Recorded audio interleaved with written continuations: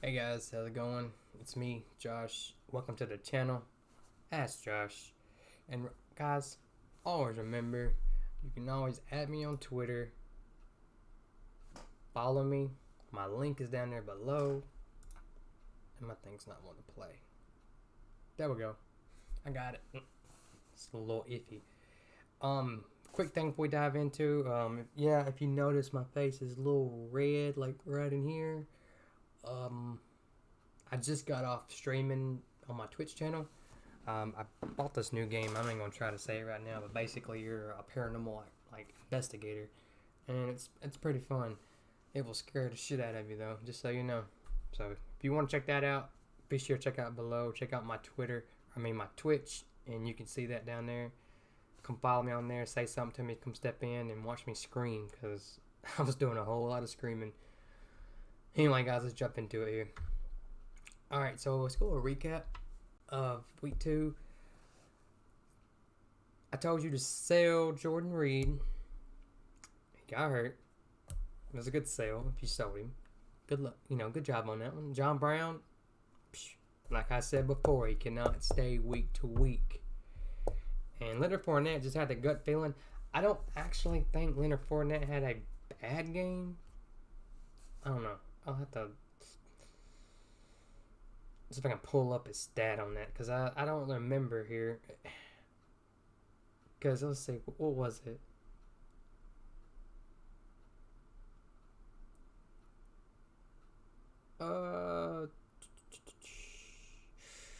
Doesn't really show. Oh yeah, there it is. He had 7 rushes for 15 yards, 2 targets, 2 receivers, 2 catches, and 7 yards. No touchdowns.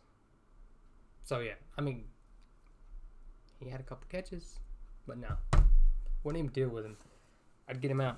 If you had him, get rid of him. He's gonna be a spotty start flex position for you. You just don't know if that's gonna produce, and you don't want that. You don't want the uncertainty of that guy. My buy lows, Juju. I told you to buy him low. If you did, good job. He produced. And yes, I left Antonio Gibson on there for a reason because, like I said in the very first episode of this year, he is my guy. So, and if until he has a bad week, his name will be on there every single week. Next slide. All right. So week 3, sell high. I'm sure everybody got the notification. Vontae Parker was not gonna. He was doubtful all week. He didn't practice. Monday, it wasn't Monday. It was Friday. Sleeper come through, said that he was very doubtful. He wasn't even gonna play. It'd be a game time decision. But you being smart, you already knew he wasn't gonna play. I mean, it's just common sense. You knew this. So you went out and you either grabbed A, Marquez Van-Scanton, or B, Alan Lazard. I was on the A side. I still won. But Lazard is better.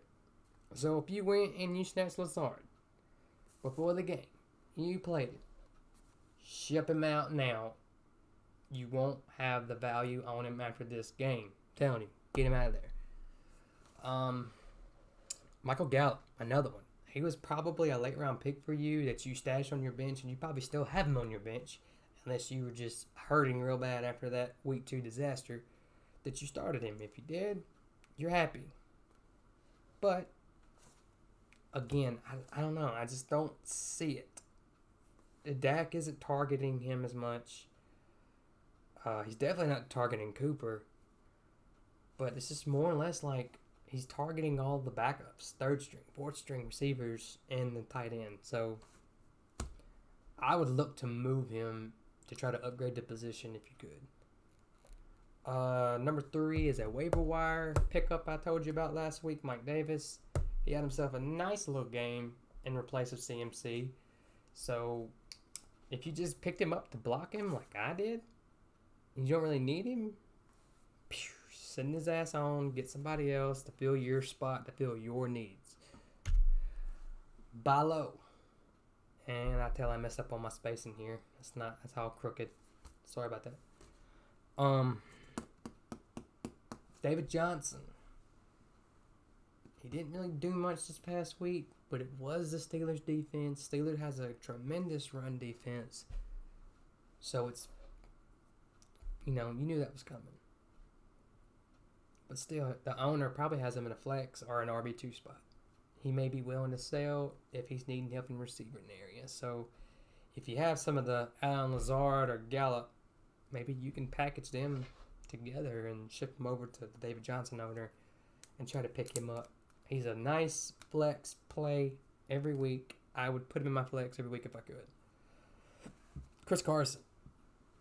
You're probably thinking, why is Chris Carson on your buy low? But if you've seen the dirty play that the dirty playing Cowboys did, so dirty. And I'm just more salty on this because he's on my dynasty league.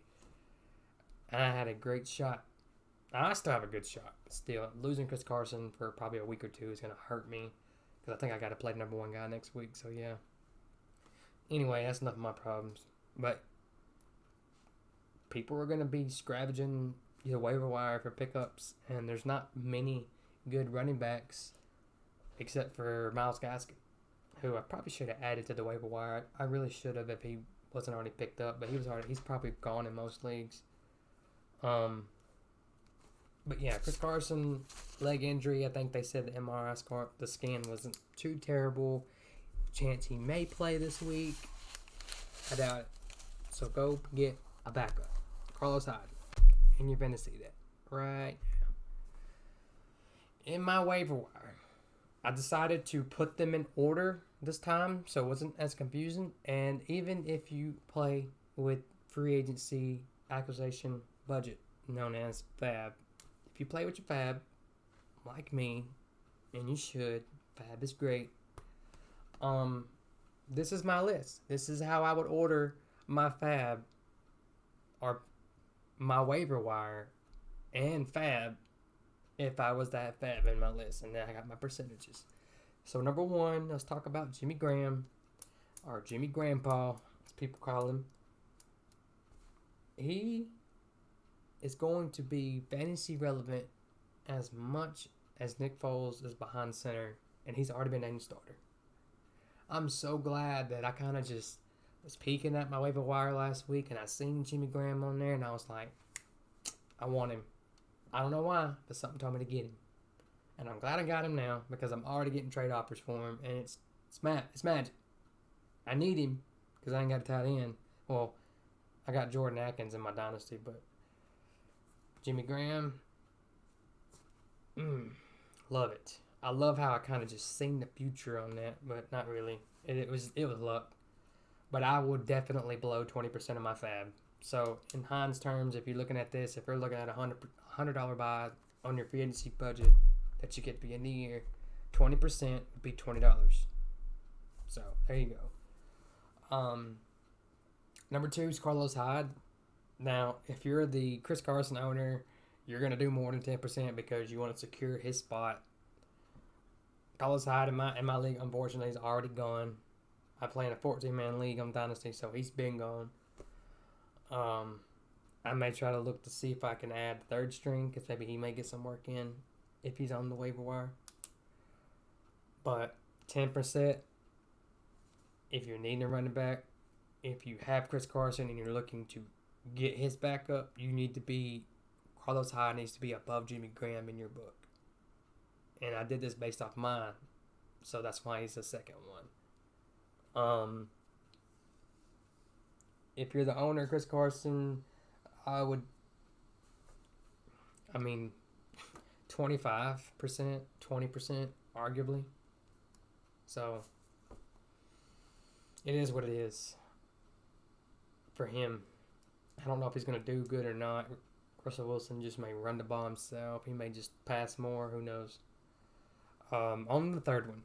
Now, these two, you can flip them ever how much you want. But T. Higgins and Van Jefferson. Van Jefferson had himself a marvelous game. He looked amazing. He got a 75-yard bomb touchdown, so his stats were a little inflated. Does not take away from the talent. The dude's a beast. Trust me, I know. T. Higgins, though. T. Higgins looked really, really good. And this was actually the first game that Joe Burrow didn't really heavily target the tight end, which was kind of shocking because we all thought Drew Sample would be a great pickup. So, it's probably my fault. Did I even add him last week on my waiver? No, I didn't. So, maybe I did a good thing by not telling you to pick up Drew Sample. Anyway, you can label these two depending on your need. I would not. I would say not play them. I would. They're both the number 2 on their team, respectively, for sure. So it's really up to you on this one. Just depending on how you really look at it and how you view it. I wish I would have done a little more research and seen what the next couple games are for both teams. We already know that T. Higgins. I'd probably rank T. Higgins higher, like I got him, because T. Higgins, great pass catcher. The Bengals are always trailing. They're always throwing the ball. So this is why Joe Mixon has been such an absolute bust in most leagues, because they're not going to run the ball unless they're just up big. And when are they ever up big? You know what I mean? So I would do T. Higgins then Van Jefferson. I probably wouldn't start Van Jefferson unless he started showing me more consistency with the way he plays. And number 5 is Said Wilson. This cat was snagging everything. And I mean, him and Michael Gallup had a great game. Even though they lost, it was a great game, but they deserved the loss because they had a dirty play on Chris Carson, but we're not going to talk about that. Anyway, he is like way down there on the list for me because of, one, you got Cooper, Gallup, Dalton Schultz, and Zeke. Said is going to be like your 5th look, depending on the package. So I probably would put 1% or even a free bid on him if it was me. Being Dynasty, 14-man league, this guy's probably going to go for like $10, $11. So that's just how it is. It's a very competitive Dynasty league. New talent is sought after, and it's sought after hard. So if it was me, I wouldn't really bank on him. Even if you did get him on your pickup, I would set him on your bench until he showed more consistency, just like Van Jefferson. And that's going to be the waiver side of it. So let's go ahead and close this video out. I'm already down over my marker. I'm looked over here, and I'm like at 12 minutes. So I'm going to rush through this last part here, guys. So, yeah, be sure to like, comment, subscribe if you want. Because if you don't, it doesn't hurt me one bit. I don't care. You're here to learn. That's fine with me. And that's all I'm trying to do, is trying to help as much as I can. So shoot me any questions you may have, start, sits, pickups, who else you to trade for, especially trading, guys. If you have any trade questions, please bring them to me and get a second opinion, because having a second opinion and lets you see another perspective of what someone else thinks about that trade really helps. And also, like I said in the beginning of the video, my Twitch is down below. Come watch me play this scary-ass game. It's going to make me scream like a damn baby. So, yeah, guys. Anyways, I hope you enjoyed it, and I'll see you next week.